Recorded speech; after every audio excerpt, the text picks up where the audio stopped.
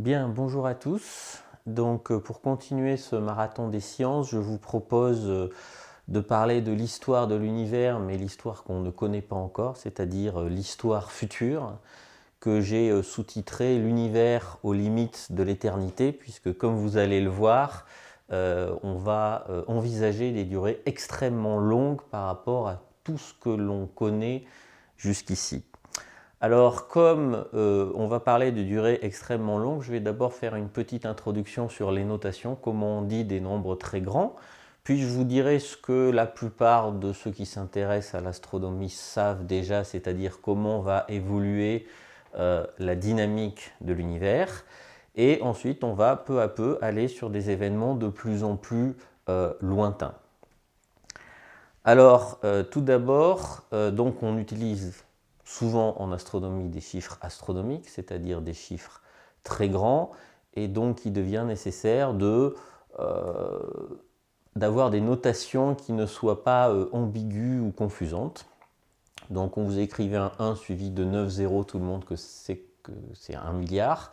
Un 1 suivi de 18 zéros, c'est déjà beaucoup plus difficile à conceptualiser.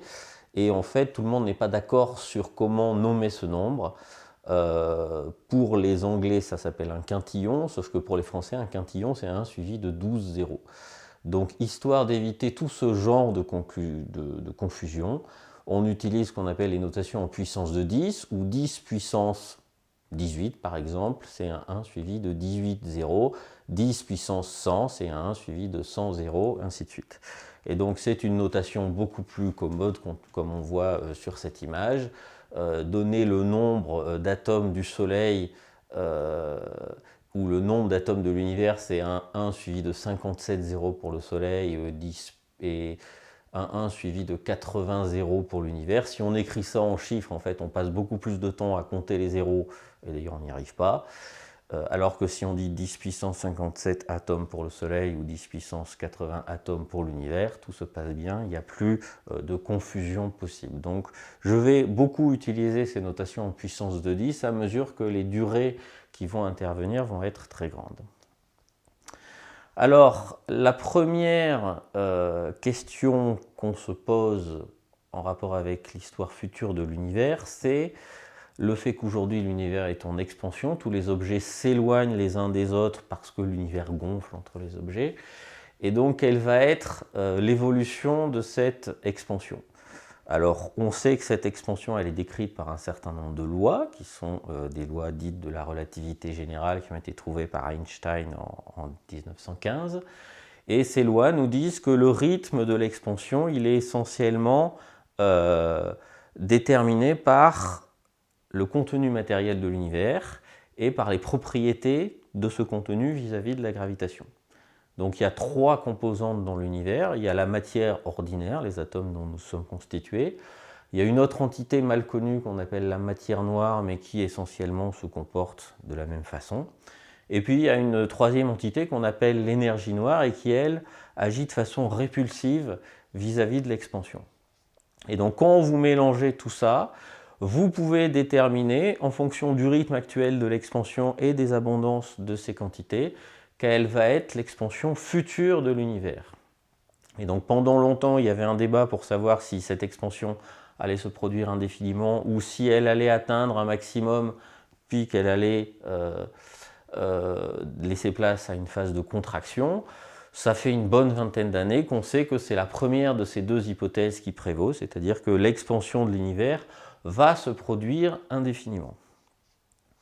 Alors en fait, qu'est-ce que ça veut dire que l'expansion se produit indéfiniment? En fait, c'est une affirmation sans preuve, puisqu'elle nécessite quand même quelques hypothèses, notamment que ce qu'on appelle l'énergie noire et les propriétés qu'on lui confère correspondent bien à ce qu'on croit qu'elle est, et ensuite que cette énergie noire n'est pas une entité qui évolue au cours du temps.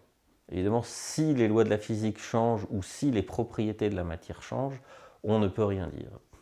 Mais dans l'hypothèse où on cerne bien l'état actuel de l'univers, on est en mesure d'affirmer que cette expansion va se produire indéfiniment. Alors évidemment, ceci pose une question fondamentale qui est essentielle quand on fait de l'astronomie, surtout quand on fait de la prospective à long terme, c'est à quel point sait-on que les lois de la physique que nous connaissons aujourd'hui sont valables, étaient valables et resteront valables pendant des durées arbitrairement longues. Alors ce n'est pas une question facile puisque finalement on n'a pas toujours un recul important sur la pérennité de ces lois. Je vais vous donner deux exemples. Un premier qui est de nature astronomique. Donc depuis environ l'an 1600 et Galilée qui a observé le Soleil, on sait qu'il y a des taches à la surface du Soleil. On sait que ces taches ne sont pas là en permanence, qu'elles disparaissent tous les 11 ans et qu'elles réapparaissent suivant un cycle qu'on appelle le cycle solaire. Et ce cycle solaire est observé à peu près en continu depuis le début du XVIIIe siècle. Donc là, on a une observation faite par des humains, ce n'est pas une observation de laboratoire, c'est une observation d'un phénomène naturel dont on a un témoignage direct qu'il se produit essentiellement de la même façon depuis 3 siècles et quelques. Si on préfère les expériences de laboratoire, une des expériences les plus connues et les plus longues, c'est l'expérience de la goutte de poix. Donc la poix, c'est une résine qui est relativement visqueuse quand elle est chaude. Quand vous la refroidissez, elle devient de plus en plus pâteuse, puis même complètement rigide. Donc de la poix à température ambiante, vous pouvez la casser avec un marteau. Néanmoins, si vous mettez de la poix dans un entonnoir, que vous attendez suffisamment longtemps, et bien vous allez voir que ça goûte, comme le fait n'importe quel liquide, mais à raison de une goutte tous les 12-13 ans. Donc on a un exemple d'expérience qui dure depuis quasiment un siècle, mais dont on voit concrètement que c'est extrêmement difficile de garder les mêmes conditions expérimentales, etc. Et donc d'une manière générale, il est très difficile de prétendre avoir des expériences de laboratoire de plus de quelques décennies.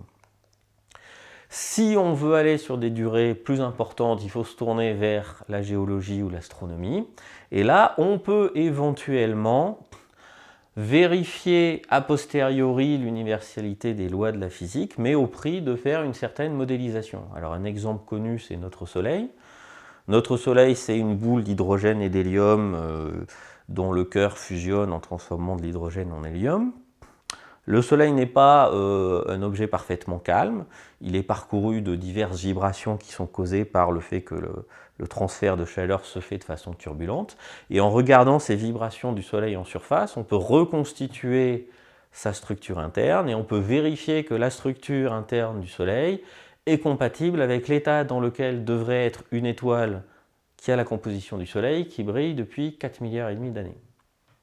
Et quand on se livre à cet exercice, que l'on compare ce que l'on peut reconstituer du Soleil avec ce que l'on peut prédire avec nos théories, on trouve un excellent accord.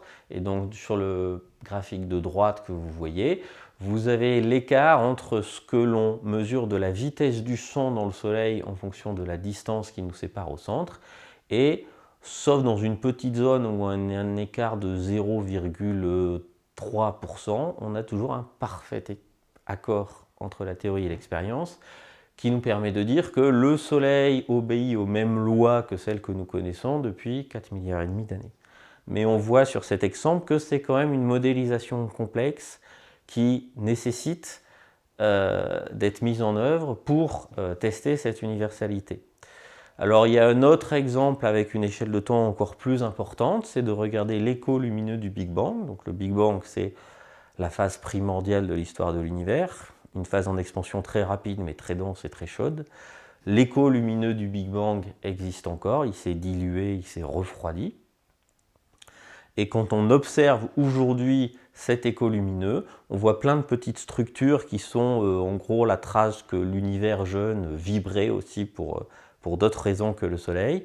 Et quand on étudie ça en détail, on se rend compte que dès qu'on s'amuse à légèrement changer les lois de la physique, on ne devrait pas observer cette carte dans l'état où on l'observe. Donc on a aussi une indication encore plus indirecte, un peu moins précise, que les lois de la physique n'ont pas changé depuis 13,8 milliards d'années. Alors il y a quand même un exemple quasiment de laboratoire sur cette universalité des lois. il se passe dans une mine d'uranium au Gabon, dans la région d'Oklo. Donc l'uranium, c'est un minerai qui est radioactif, qui est composé de deux types d'uranium, l'uranium 235, qui est celui qui est utile pour faire des réactions nucléaires, et l'uranium 238. L'uranium 235 est plus radioactif que l'uranium 238, donc un minerai d'uranium s'appauvrit peu à peu en uranium 235, ce qui fait qu'aujourd'hui, un minerai d'uranium ne peut pas spontanément initier des réactions de fission nucléaire. Il faut enrichir l'uranium, c'est-à-dire enlever l'uranium 238 au profit de l'uranium 235 pour que ces réactions nucléaires se produisent.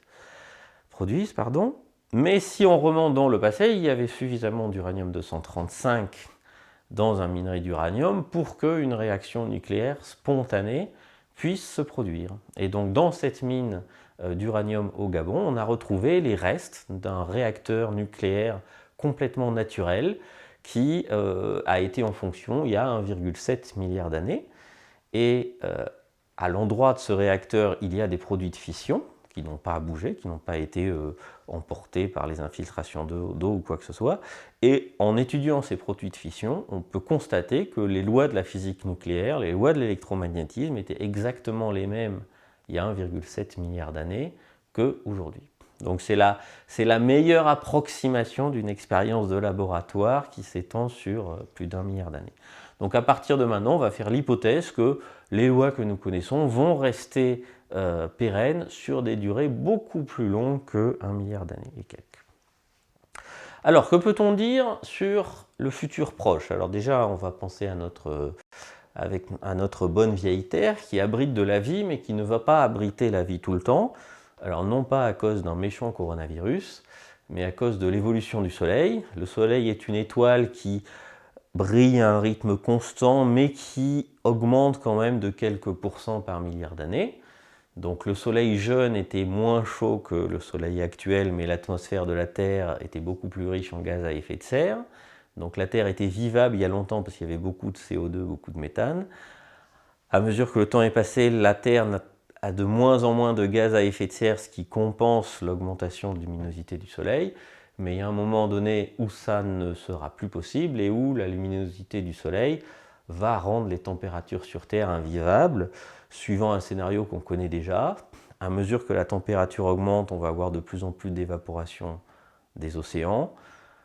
La vapeur d'eau, on ne se dit pas beaucoup, mais c'est un gaz à effet de serre. Donc cette évaporation va provoquer un effet de serre qui va augmenter, qui va amplifier l'élévation de la température. Et au bout d'un moment, les océans vont se mettre à bouillir.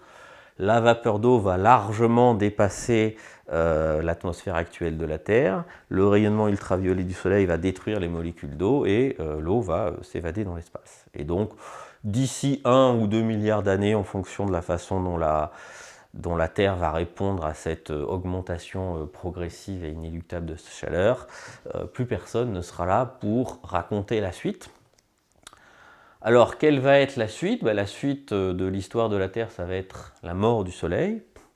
Donc le Soleil est une étoile banale qui, pendant des milliards d'années, brille à un rythme relativement constant qui augmente légèrement. Sauf que d'ici un peu plus de 7 milliards d'années, la façon dont les réactions nucléaires se font au cœur du Soleil va faire que ces réactions vont beaucoup s'emballer. Donc le Soleil va devenir de plus en plus lumineux et surtout de plus en plus gros. Et donc sa taille, qui est aujourd'hui de un peu moins d'1,5 million de kilomètres de diamètre, va en fait dépasser les 300 millions de kilomètres de diamètre, c'est-à-dire la taille de l'orbite de la Terre. Alors, que va-t-il se passer? Selon toute vraisemblance, la taille du Soleil va dépasser la taille de l'orbite de la Terre, mais pendant que ce processus se produit, le Soleil perd de la masse et donc retient de moins en moins la Terre. Donc la Terre va s'éloigner légèrement du Soleil en même temps que le Soleil essaie de rattraper la Terre. Donc si on fait le calcul un peu naïf, on a l'impression que la Terre va échapper au pire. Elle va s'éloigner du Soleil juste ce qu'il faut pour échapper à son expansion maximale. En réalité, ce n'est pas comme ça que ça va se passer. C'est que le gros des pertes de masse du Soleil vont se faire en même temps.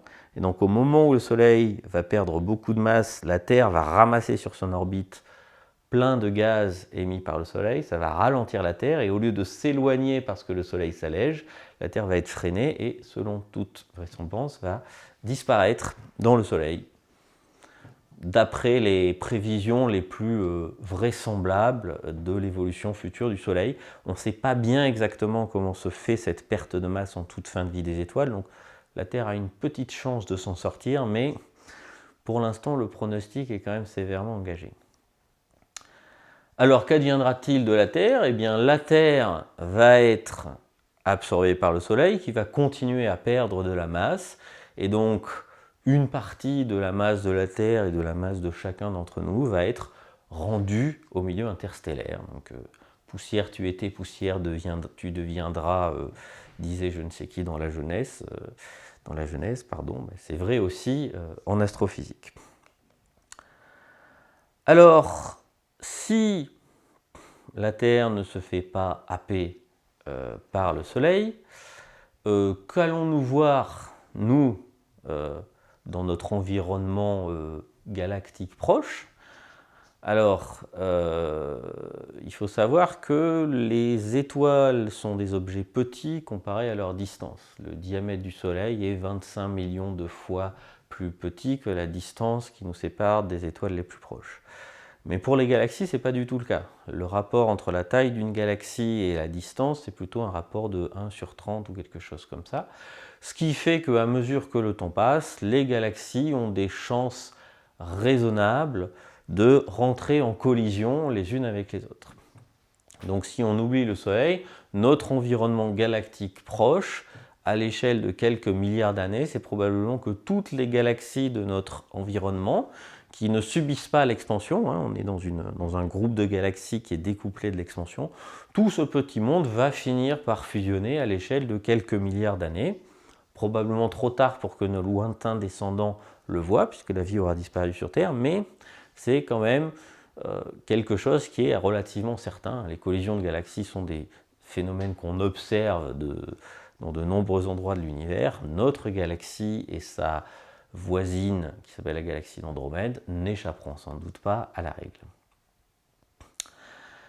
Alors ça, c'est pour ce qui se passe dans notre environnement galactique proche. Si on regarde plus loin, en fait, il y a une étape assez amusante qui va se produire dans le futur.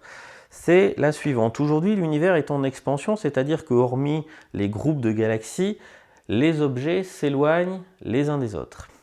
Et aujourd'hui, cette expansion se fait à un rythme qui a tendance à rester constant, c'est-à-dire que la vitesse à laquelle s'éloigne de nous une galaxie d'une distance donnée est constant.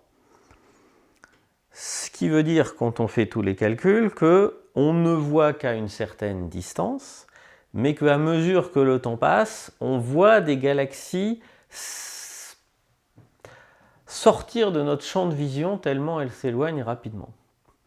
Et en gros, en 15 milliards d'années, le nombre de galaxies visibles est divisé par quelque chose comme 10. Donc au bout de 15 milliards d'années, nous verrons 10 fois moins de galaxies. Au bout de 30 milliards d'années, on en verra 100 fois moins. Et ainsi de suite. Et donc au bout de quelques centaines de milliards d'années, on ne verra plus rien d'autre que la grosse galaxie dans laquelle nous serons.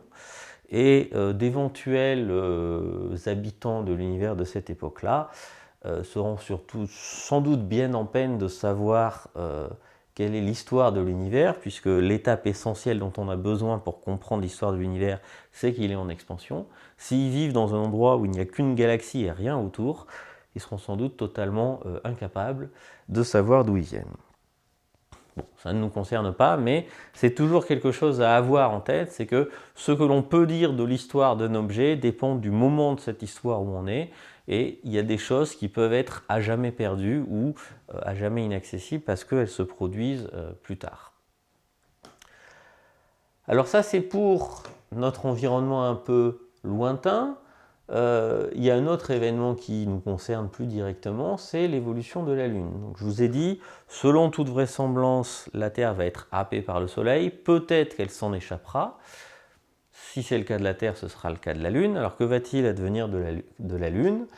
eh bien c'est une bonne chose que la vie ait disparu à ce moment-là, parce que les choses vont très mal se passer pour la Terre et la Lune. Donc vous savez que la Lune tourne autour de la Terre, et comme la Terre est un objet qui a une certaine extension, la Terre est légèrement déformée par la Lune. Elle a tendance à s'allonger dans le sens de l'axe Terre-Lune.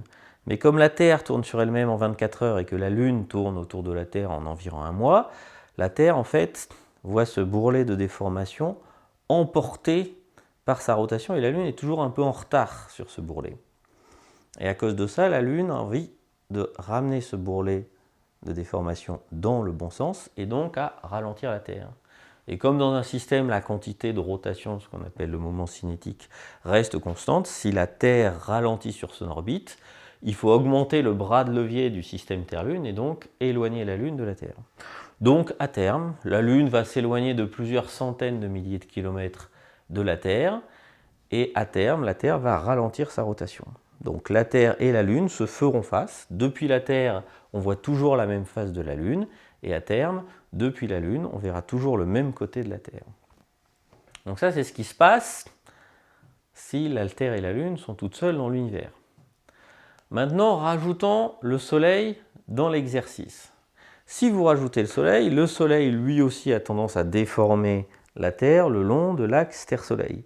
Aujourd'hui, cet effet-là est sous-dominant par rapport à la Lune, donc c'est le système Terre-Lune qui mène la danse. Mais quand dans un futur très éloigné, la Lune se sera suffisamment éloignée de la Terre, les interactions Terre-Lune seront moins intenses que les interactions Terre-Soleil. Donc que va-t-il se passer? Eh bien la Terre tournant autour du Soleil en un an, ou un peu plus puisque la Terre sera un peu plus loin du moignon de Soleil une fois qu'il aura cessé de briller, la Terre va devoir synchroniser sa période de rotation avec sa période de révolution avec le Soleil, ce qui fait que les journées terrestres vont cesser d'exister. On aura un côté de la Terre toujours tourné vers le Soleil et un côté de la Terre toujours dans la nuit. Mais la Lune tournera toujours autour de la Terre, et donc la Lune tournera autour de la Terre en environ 2 mois, alors que la Terre tourne sur elle-même en maintenant qu'elle tournera autour du Soleil en un an. Donc cette fois, la Terre tournera sur elle-même plus lentement que la Lune ne tourne autour de la Terre, et on verra l'effet inverse. La Terre aura tendance à ralentir la Lune dans son orbite et aura tendance à la faire s'approcher de nous. Et donc l'issue finale du processus, c'est que la Lune finira par s'écraser sur la Terre, ce qui est un clin d'œil assez amusant au fait que la Lune s'est probablement formée par une collision géante avec un planétoïde de la taille de Mars et la prototerre. Donc elle est issue d'une collision titanesque, et selon toute vraisemblance, si elle n'est pas happée avec la Terre par le Soleil, elle finira sa vie de la même façon en s'écrasant sur la Terre.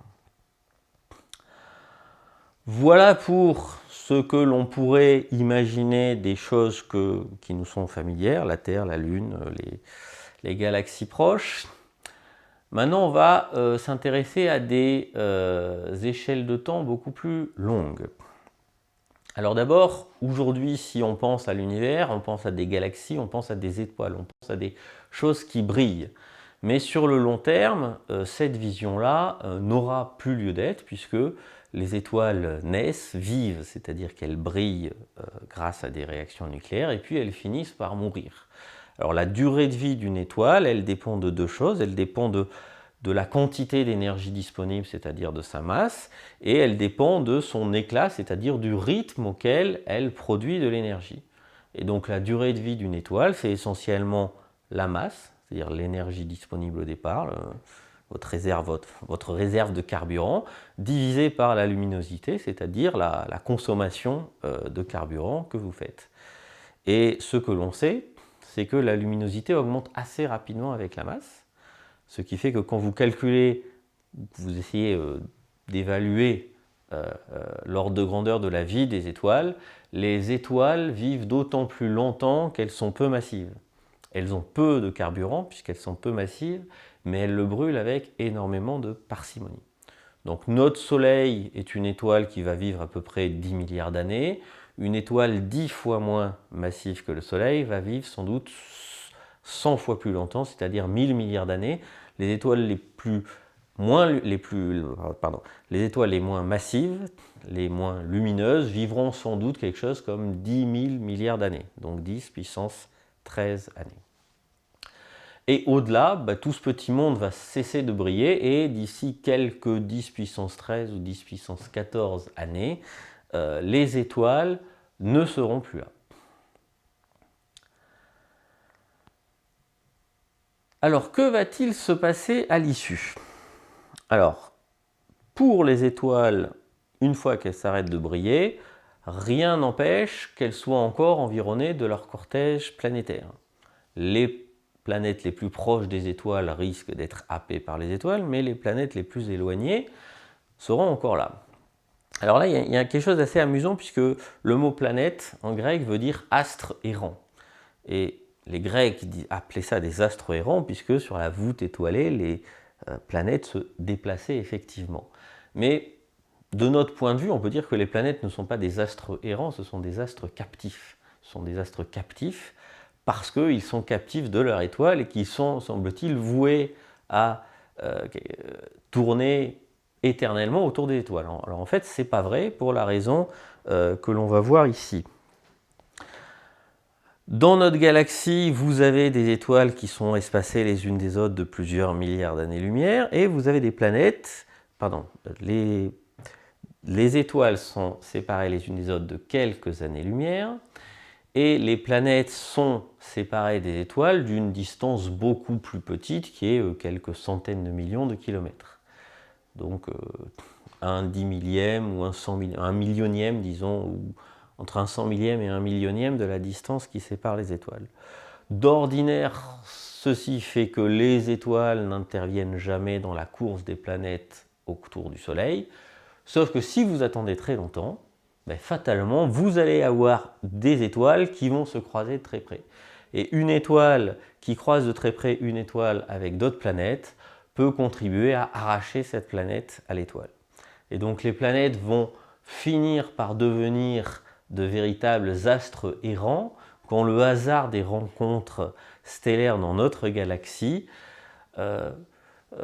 finira par arriver parce qu'on aura attendu suffisamment longtemps. Alors j'ai mis quelques formules ici. On peut essayer d'évaluer la probabilité pour qu'une étoile arrive pile à moins de 100 millions de kilomètres du Soleil et contribue à arracher la Terre au Soleil. Et on peut calculer que l'ordre de grandeur qu'il faut attendre, c'est de l'ordre de 1 million de milliards d'années, c'est-à-dire 10 puissance 15 ans. Bien après que les dernières étoiles se soient arrêtées de briller, les planètes vont finalement finir de quitter leurs étoiles. Alors ça, c'est la possibilité numéro 1. La possibilité numéro 2, c'est la mort des planètes parce qu'elles vont se cracher sur l'étoile parente. Alors pour quelle raison? Eh bien parce qu'un des grands succès récents de l'astronomie, ça a été la détection des ondes gravitationnelles. Quand vous avez deux objets qui tournent l'un autour de l'autre, ils font vibrer l'espace et ces vibrations emportent de l'énergie. Quand vous avez un système de deux objets en orbite l'un autour de l'autre qui perd de l'énergie, les deux objets se rapprochent jusqu'à fusionner. Et donc, si les rencontres stellaires n'ont pas arraché les planètes à leurs étoiles, l'émission d'ondes gravitationnelles va les ramener près de ces étoiles et les faire se cracher sur leurs étoiles, sur leurs étoiles parentes. Et donc quand on essaie de faire un calcul pour estimer l'ordre de grandeur du temps, c'est assez long puisque ça dépend du rapport de la vitesse de la lumière à la vitesse orbitale, c'est-à-dire la vitesse à laquelle par exemple la Terre se déplace autour du Soleil. La vitesse se déplace autour du Soleil à environ 30 km par seconde. La vitesse de la lumière, c'est 10 000 fois plus. Et ce chiffre-là, vous devez le multiplier par lui-même 5 fois. Donc 10 000 fois 10 000 fois 10 000 fois 10 000 fois 10 000.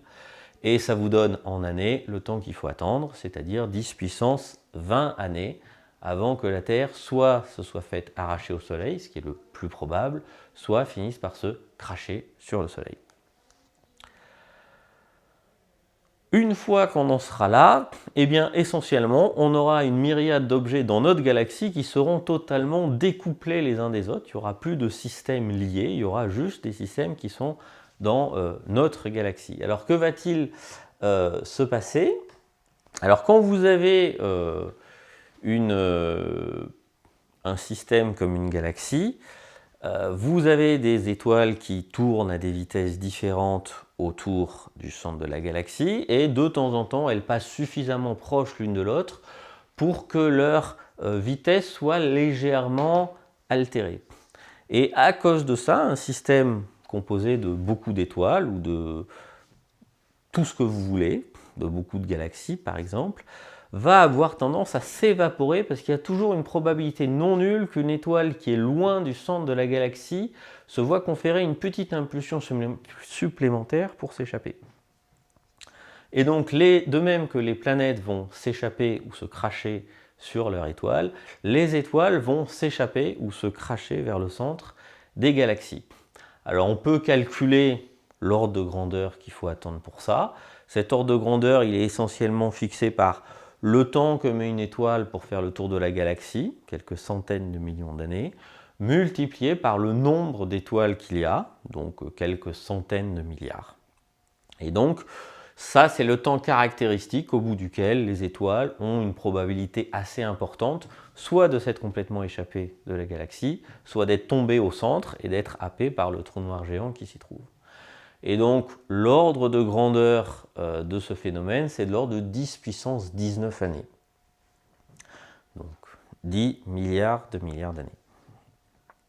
Ce chiffre-là, il est assez incertain parce qu'il est calculé dans l'hypothèse où les étoiles sont la seule source de masse des galaxies. On sait que dans notre galaxie, il y a une autre source de masse qui est la matière noire. Si cette matière noire ne s'évapore pas de la même façon que les étoiles, elle va contribuer à ralentir le processus, donc le processus pourrait être plus long. Mais de toute façon, l'issue certaine d'un système gravitationnel avec, comme ici, là, je vous montre un amas globulaire, c'est que tout va finir soit par s'échapper, soit par tomber au centre, et donc l'objet, la structure, l'entité qu'elle forme va finir par disparaître tôt ou tard. Donc ça, c'est ce qui va se passer dans notre galaxie, mais ces 10 puissance 19 années sont quand même assez longues et il y a un autre phénomène qui peut se produire. Alors évidemment, on parle de phénomènes extrêmement improbables, mais comme on a l'éternité devant nous, ces phénomènes, même improbables à l'échelle humaine, ils vont finir par être certains. Donc au bout de 10 puissance 13 ou 10 puissance 14 années, je vous ai dit, les étoiles vont finir de briller. Le taux auquel les étoiles peuvent se former est en train déjà de baisser sérieusement, donc il ne se formera plus d'étoiles par les moyens conventionnels que nous connaissons à cette époque-là. Y aura-t-il pour autant 0 étoile en train de briller? La réponse est non, parce que les étoiles ne brillent que si elles ont une masse suffisante. En dessous de cette masse, qui est de l'ordre de 7% de la masse du Soleil, ces objets sont appelés des naines brunes. Notre galaxie est peuplée d'un nombre très important de naines brunes, qu'on ne connaît pas exactement, mais peut-être autant qu'il y a d'étoiles.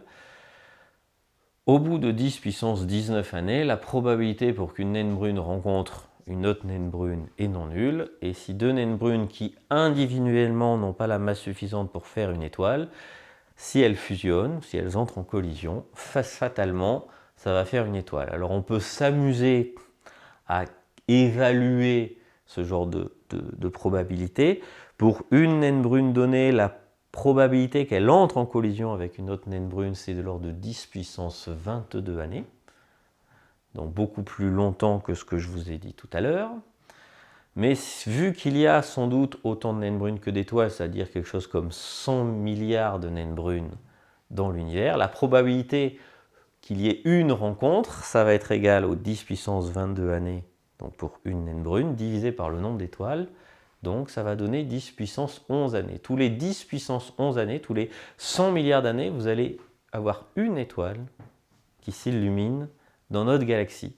Ces étoiles sont des étoiles de faible masse, donc elles vont briller pendant 10 puissance 13 années, le temps qu'il y ait quelque chose comme 100 autres collisions. Donc dans un futur très lointain, notre galaxie, ce ne sera pas des centaines de milliards d'étoiles en train de briller comme aujourd'hui, ça sera quelques dizaines, quelques centaines d'étoiles extrêmement peu lumineuses qui seront encore là. Donc ça ne sera pas un feu de joie, mais il y aura encore un peu de lumière dans la nuit. Que peut-on envisager sur des échelles de temps encore plus longues? Alors là, évidemment, il faut commencer à beaucoup réfléchir parce que à mesure que le temps passe, il y a de moins en moins d'énergie disponible, donc de moins en moins de processus possibles. Mais sur des durées très longues, des processus que l'on néglige de nos jours sont possibles, hein, c'est ce que j'ai déjà dit plusieurs fois. Et donc un processus qui est très connu, qui a été prédit par Stephen Hawking, c'est que les trous noirs ne sont pas des objets éternels, en fait ils ne sont pas tout à fait noirs, c'est-à-dire qu'ils émettent un très faible rayonnement. Ces objets émettent un très faible rayonnement, donc ils perdent de l'énergie, et en vertu du fameux E égale mc2, s'ils perdent de l'énergie, ils perdent de la masse, donc les trous noirs s'évaporent. Alors quand on fait les calculs pour savoir le temps qu'il faut attendre pour qu'un trou noir de la masse du Soleil s'évapore, on commence à trouver des chiffres effrayants qui sont de l'ordre de 10 puissance 65 années. Mais si vous avez l'éternité devant vous, 10 puissance 65 années, c'est un battement de cils. Donc au bout de 10 puissance 65 années, donc des durées immensément plus longues que ce que l'on a vu, eh bien il y aura encore des processus dans, non plus notre galaxie, puisqu'elle se sera dissipée dès lors, mais dans l'univers, il y aura des endroits où il y aura une très faible émission de lumière de ces trous noirs en train de s'évaporer, qui va faire un petit pop faiblement lumineux au moment où il va disparaître. Alors ce processus, c'est de 10 puissance 65 années pour un trou noir de la masse du Soleil, et il augmente comme le cube de la masse, c'est-à-dire si vous multipliez la masse par 10, le processus se fait 1000 fois plus lentement. Les trous noirs les plus massifs aujourd'hui que l'on connaisse ont des masses de plusieurs milliards de fois celles du Soleil, et vu que les galaxies vont avoir leur trou noir central qui va happer une partie importante de la masse des galaxies, dans un futur très lointain, on aura sans doute des trous noirs qui auront une masse de plusieurs centaines, peut-être plusieurs milliers de milliards de fois la masse du Soleil, ce qui multiplie par 3 fois ce nombre la durée de vie des trous noirs les plus coriaces, et donc 10 puissance, qui donne le chiffre de 10 puissance 100 ans. Donc 10 puissance 100 années, donc un nombre en années qui est 1 suivi de 1 suivi de 100 zéros, vous aurez encore quelques processus physiques à l'œuvre. Alors, c'est long, mais c'est pas fini. Alors, c'est pas fini pour une raison beaucoup moins subtile que l'idée que les trous noirs s'évaporent. C'est le fait que la matière qui nous apparaît relativement solide, dure en tout cas, rigide, en tout cas tant qu'on est à suffisamment basse température, en fait à l'échelle atomique c'est pas vrai, il y a toujours une probabilité non nulle pour que deux atomes, même dans un cristal, glissent l'un à côté de l'autre, ce qui fait que si vous attendez suffisamment longtemps, même le solide le plus dur auquel vous pouvez penser va se comporter comme un liquide, exactement comme la goutte de poids dont je vous ai parlé tout à l'heure. Et donc, si on essaie d'évaluer ce temps-là, eh bien, on trouve un peu par hasard qu'au bout de 10 puissance 65 années, n'importe quel objet va se comporter par un liquide qui va être façonné par les lois de la gravitation, et donc n'importe quel objet qui aurait survécu aussi longtemps que cela va se transformer en une sphère quasi parfaite. C'est pas fini. C'est pas fini parce que de même qu'il y a une probabilité non nulle pour que deux atomes glissent l'un autour de l'autre, il y a une probabilité non nulle pour que deux atomes entrent en collision. Alors non pas parce qu'il y a de l'énergie suffisante pour qu'ils rentrent en collision, mais parce que les lois du monde microscopique disent qu'un objet n'est jamais parfaitement localisé, deux atomes ne sont pas parfaitement localisés l'un à côté de l'autre, il y a toujours une probabilité non nulle pour qu'ils s'interpénètrent, et dans ce cas-là, ils peuvent fusionner. Ils vont fusionner uniquement si cette fusion est énergétiquement favorable, et donc pour que la fusion soit énergétiquement favorable, il faut qu'elle libère de l'énergie, de la même façon que dans les étoiles, l'hydrogène fusionne pour fabriquer de l'hélium en libérant de l'énergie. Et à ce jeu-là, le noyau le plus stable, le dernier que l'on peut atteindre en libérant de l'énergie, c'est le fer. Et donc, en raison des incertitudes du monde microscopique, au bout d'un certain temps, n'importe quel objet finit par se transformer en du fer. Alors, combien de temps faut-il attendre? Eh bien, il faut attendre, là, vraiment très longtemps, puisque c'est 10 puissance 1500 années. Donc, imaginez que vous amusez à taper un 1 et plein de zéros, bah, une feuille à 4 ne suffira peut-être pas pour mettre tous les zéros. Donc, au bout de ce temps-là, on aura encore des processus à l'œuvre. Alors, est-ce qu'on peut aller encore plus loin? Bah oui, on peut aller encore plus loin. En ce temps très lointain, ne resteront que des cadavres stellaires qui seront ce qui restera par exemple du Soleil, qu'on appelle des naines blanches, qui seront au départ formées de carbone, d'oxygène, peut-être de néon, et qui se sera transformé en fer. Il y aura des trous noirs qui se seront évaporés, et il y aura le chaînon intermédiaire entre les naines blanches, qui sont l'issue des étoiles de faible masse, et les trous noirs, qu'on appelle des étoiles à neutrons. Mais de la même façon que deux atomes ont toujours une probabilité non nulle de s'interpénétrer, rien n'interdit à l'ensemble des atomes d'une naine blanche, qui est un objet qui fait quand même plusieurs milliers de kilomètres, à se retrouver par un hasard extraordinaire dans un volume de quelques kilomètres et donc de se transformer spontanément en une étoile à neutrons. De la même façon qu'une étoile à neutrons a une probabilité non nulle de se transformer en objet encore plus compact, qui est un trou noir. Alors on peut s'amuser à faire ce calcul, et quand on fait ce calcul, on arrive à un chiffre absolument monstrueux de 10 puissance 76 années. Donc 10 puissance 76 années, ça veut dire que le nombre de zéros est égal à 10 puissance 76. C'est-à-dire que si vous vous amusiez à écrire ce nombre sur un ruban de papier, il vous faudrait des distances immensément plus grandes que la taille de l'univers observable pour voir les choses.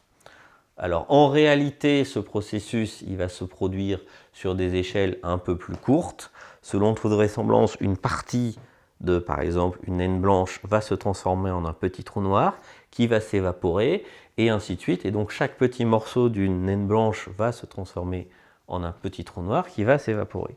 Et donc tout, selon toute vraisemblance, va disparaître, sauf les objets qui ne peuvent pas se transformer en trou noir, puisque selon toute vraisemblance, un objet ne peut se transformer en trou noir que s'il a une masse suffisante.